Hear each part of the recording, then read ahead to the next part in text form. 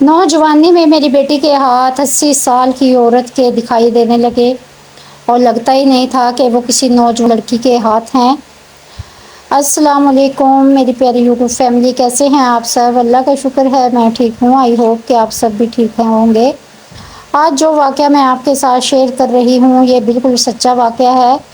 یہ میرے جاننے والے بہت ہی قریبی ہیں، انہوں نے سنایا، آپ بھی انہی کی زبانی سنیں اور یقیناً اس میں ہم سب کے لیے ایک سبق ہے۔ ہوا کچھ یوں کہ میرے ایک دوست جو 21 گریڈ کے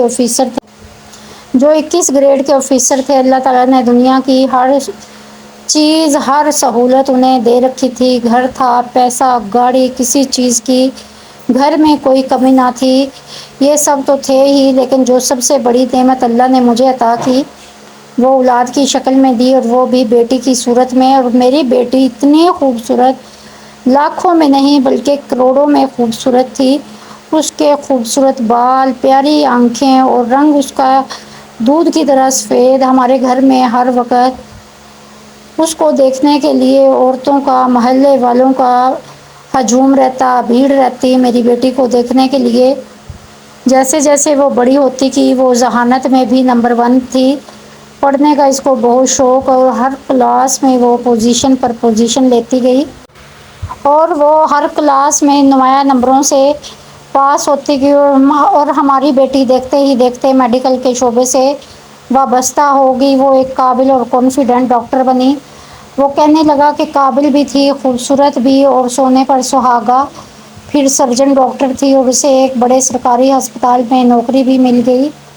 اب جب اس کی عمر 28 سال ہوئی، میں نے اس کے لیے رشتے ڈھونڈنے شروع کیے تو رشتوں کی لائن لگ گئی۔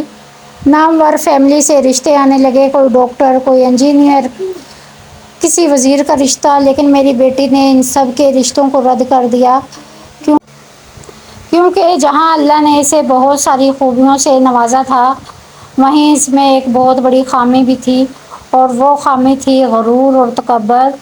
یہ تو حقیقت ہے کہ جہاں انسان میں بہت ساری خوبیاں ہوتی ہیں تو خوبیوں کے ساتھ ساتھ اس میں کوئی نہ کوئی خامی ضرور ہوتی ہے۔ تو وہ اپنے آپ کو ہمیشہ دوسروں سے ابتر سمجھتی اور دوسروں کو کم تر۔ وہ جتنے بھی رشتے آتے وہ ہر کسی نہ کسی میں نقص نکال کر انکار کر دیتی، اور ہم والدین کچھ بھی نہ کر سکتے، اور اگر کچھ کہتے تو کہتی کہ مجھ میں کون سا کسی چیز کی کمی ہے، آپ کیوں پریشان ہوتے ہیں۔ اس طرح 2-4 سال گزر گئے اور تھوڑے رشتے بھی کم آنے لگے۔ ایک دن اس نے کسی مریض کا آپریشن کیا اور اس کے ہاتھوں پر انفیکشن ہو گیا، اور اس کے ہاتھوں کی کھال جو تھی وہ 80 سال کی عورت کی طرح ہو گئی، اور نوجوانی میں میری بیٹی کے ہاتھ اس طرح ہو گئے جیسے وہ کسی 80 سال کی عورت کے ہاتھ ہوں۔ جلد مرجھا گئی، نسیں ابھر گئی۔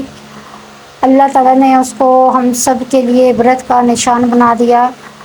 اب وہی بیٹی تھی میری، اور جو خوبصورتی میں نمبر 1 تھی، اب جو بھی رشتہ آتا اور وہ اپنے ہاتھ چھپا لیتی، وہی ہاتھ جو اس کے نمایاں رہتے تھے اب وہ اس کو چھپانے لگی، وہ ڈرنے لگی۔ جو بھی رشتہ آتا اس کے ہاتھ، کسی کی اگر اس کے ہاتھ پر نظر پڑ جاتی تو وہ اس کو ریجیکٹ کر کے چلے جاتے، اور میری بیٹی کا اس وقت برا حال ہوتا، اور اسی طرح کتنے ہی رشتے آئے جنہوں نے انکار کر دیا۔ اور میری بیٹی وہی بیٹی جو اس نے کبھی اللہ کا نام نہیں لیا تھا، اور وہ اللہ کے اتنے قریب ہو گئی، نمازیں پڑھنے لگی، تہجد کی نماز وہ کبھی قضا نہیں کرتی۔ تو اس سے ایک تو ہمیں سبق حاصل ہو گیا کہ غرور کا سر جو ہے وہ ہمیشہ نیچا ہوتا ہے، اس لیے ہمیں کبھی بھی کسی کو کم تر نہیں سمجھنا چاہیے، کیونکہ ہر انسان کو، ہر مخلوق کو اللہ تعالیٰ نے پیدا کیا ہے۔ ہم کون ہوتے ہیں؟ اس کی بنائی ہوئی چیزوں کو حقارت سے دیکھنے والے، اس کی بنائی ہوئی چیزوں میں نقص نکالنے والے۔ بس اللہ پاک ہم سب کو ہدایت دے اور ہر انسان کی قدر کرنے والا بنائے، کیونکہ یہی چیز ہمارے ساتھ جانی ہے۔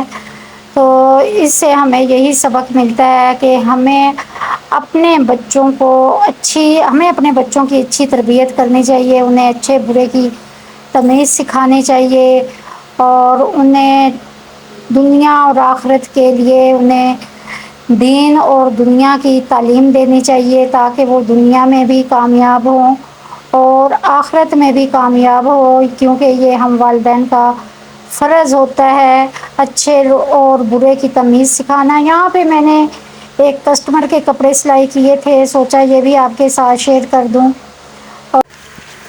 اور جی یہ بہت ہی پیارے سلائی ہوئے ہیں، اور چکن کاری کا یہ سوٹ تھا، ماشاءاللہ بہت ہی پیارا تھا۔ امید ہے کہ آج کا یہ ولاگ آپ کو اچھا لگا ہوگا۔ اسی کے ساتھ میری ویڈیو کو لائک کریں، شیئر کریں اور میرے چینل کو سبسکرائب کریں۔ ملیں گے کسی نیکسٹ ولاگ میں انشاءاللہ۔ دعاؤں میں یاد رکھیں۔ ٹیک کیئر، فی امان اللہ۔